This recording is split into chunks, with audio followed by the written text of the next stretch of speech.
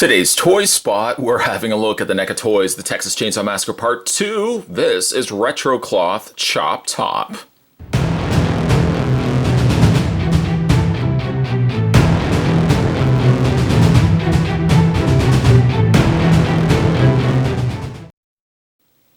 Chop Top is an excellent looking accompanying piece if you've already had a chance to pick up the Retro Cloth Leatherface, which we've already had a look at on this channel. Go check it out.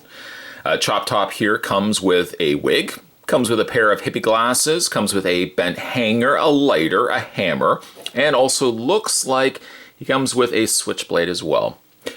Before we get to the back of the package, I just want to say that is some super fantastic artwork here on the side. NECA continues to deliver outstanding artwork when it comes to these retro cloth figures. Totally need, NECA, I hope you're listening to this, totally need to release like a book of artwork and showcase some of this artwork that you guys have used over the years for your packaging. Just phenomenal. Chop Top here is recommended for ages 17 and up. He has a warning choking hazard. Small parts, obviously, things such as the lighter and things like that, a little too small. Not recommended for children under 3 years of age. Spin around the back of the package. It says, for a decade, Texas Ranger Lefty Onright has sought to avenge the brutal murder of his kin by the cannibalistic Sawyer family. Leatherface, Chop Top, Cook, and of course Grandpa. With the help of a radio DJ who's also bent on putting an end to the terror, Lefty finds his way to the Sawyer's underground butcher shop, where the battle of epic proportions soon rages and the line between good and evil gets chopped to bits. Also indicated on the side features wire hanger, razor, lighter, hammer, removable wig, and removable glasses.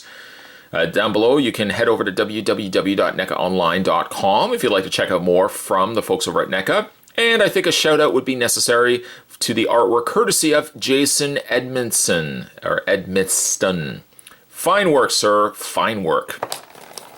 Spot's going to take a break and get this opened up. When we come back, though, we're going to get a better look at the Retro Cloth Texas Chainsaw Massacre Part 2, where we will be having a look at Chop Top.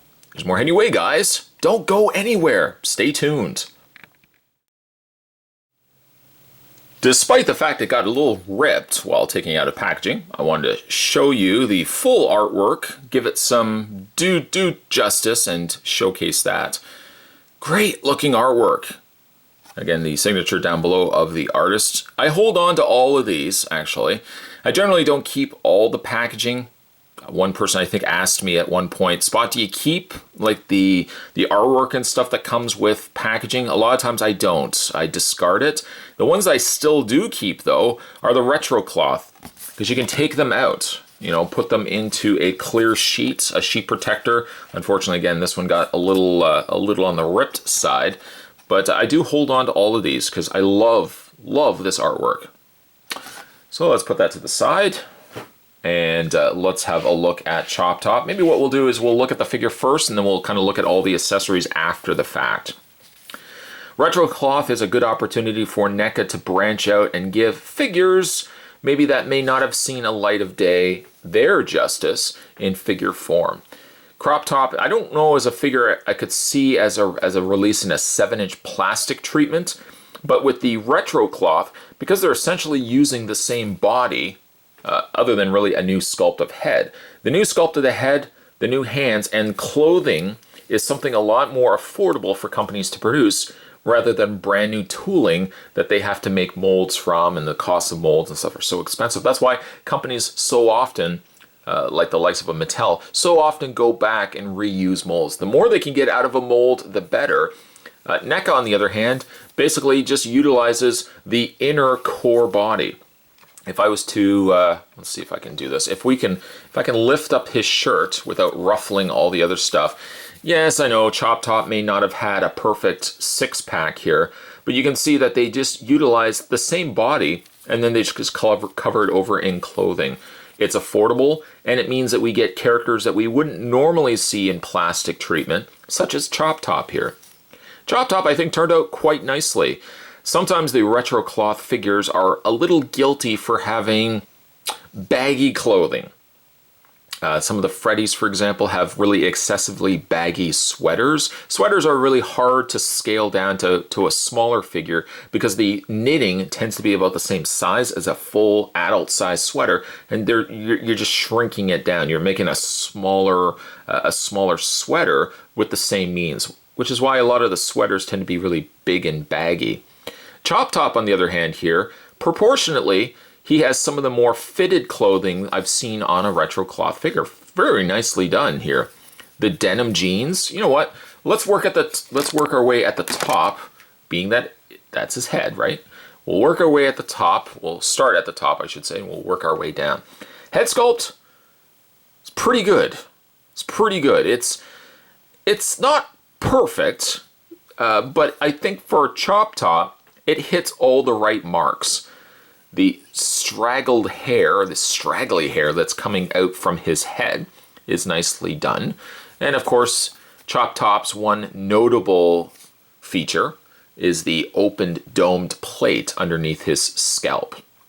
If you've had not a chance to watch Texas Chainsaw Massacre 2, essentially Chop Top, what he does is he heats the supplied coat hanger here, and then he scratches away the flesh that's around the plate. It's grotesque, but it's an interesting character, to say the least. So again, his face sculpt's pretty good, actually. Crooked and mangled looking teeth, his mangled hair. Again, hits all the marks. I would not say it's perfect to a Chop Top, but the fact that we're even getting a Chop Top makes me very, very happy. Yeah, he does have two necklaces adorned around his neck, with teeth that seem a little on the large side. But again, I can overlook that because we're just, again, getting a Chop Top figure. He's got a violet colored long sleeve shirt. And then over top of that, he's got a vest with several different, very noticeable, very easy to see stickers. Some peace stickers and a smiley face. There's one that says, Texan till I die. A precursor, perhaps, right up the top there. The vest actually is nicely stitched as well for a smaller 6 or 7, in this case, I guess it's about an 8-inch, 7.5-inch, 8-inch figure. Moving our way down, we've got ourselves a belt on Chop Top, and then, of course, his longer platform-style jeans with some patterns there on the front there. And he's got a pair of Converse shoes right there. Very, very nicely done. There's the underside of it right there. And again, the laces painted very well. They've even stitched all the side rivet areas where the laces would feed themselves through. I don't really think they're called rivets. They're called something else. And then even like the little indication back there of the Converse. So very nicely done. Very, very nicely done. The back section here, you could take the pants off via Velcro. I don't know why you'd want to do that. And I guess really you could take the vest off too. There's no limit to what you can remove on Chop Top. You could take his shirt off too. You could take his vest off too. I would ask myself the question though, why are you doing that? That's a little on the strange side. Now his hands are pre-posed or really assigned to be posed for something. One is more slightly open, seems like for a larger handled item, and one is for the smaller holding items. So we'll look at that in a second. But before we do that, he's got some dress-up clothes as well. Chop Top comes with a little afro wig here. Hey man, far out! You put that right on his, I guess there is kind of like that, I guess. Or, well, I guess probably the other way around, like that. And then he's also got himself a pair of hippie glasses, which are rimmed in gold, lensed in violet purple, almost about the same color, maybe not quite, a little bit more pink to his shirt. We can go ahead and put that on his face as well. Might be a little easier actually to put the glasses on first and then adorn his head with the wig. And that will kind of keep everything together. Interesting. I mean, I probably would not display him with this, but harks back to, I guess, his encounter with the video or with the radio DJ. Far out. Let's have a look at some of his other accessories. To note as well, the wig is like a soft rubbery plastic. The glasses also are soft plastic, but be careful with those. You don't want to break the little side prongs for the glasses that fit over his ears. Let's have a look at his accessories. Smallest first, he comes with a very, very tiny lighter. The lighter also is lit. You can see that there's a flame jetting out from the top of the lighter portion. A nice touch. Also, while speaking of the topic of his hanger previously, he does come with his bent hanger. And I'm not really sure which one. You know what? Maybe I might actually display him with the hanger in the one hand, which I guess you can't, not this hand at least, I can't bend it all the way back to fit his head, but then his smaller closed hand, I can actually put the lighter into his hand. You know, you could do it the other way as well, but you know, his lighter obviously would not fit in the larger gripped hand. It would just simply fall right out. So I could bend it this way. Now, or I should say not bend this way, but speaking of bends, make sure when you're finding the figure, roll up his sleeves and just determine where the bend of the elbow is. You don't want to accidentally bend the arm the wrong way, and you know, you don't want something breaking off. So now that we know where that bend is, I could put the lighter back into his hand like that.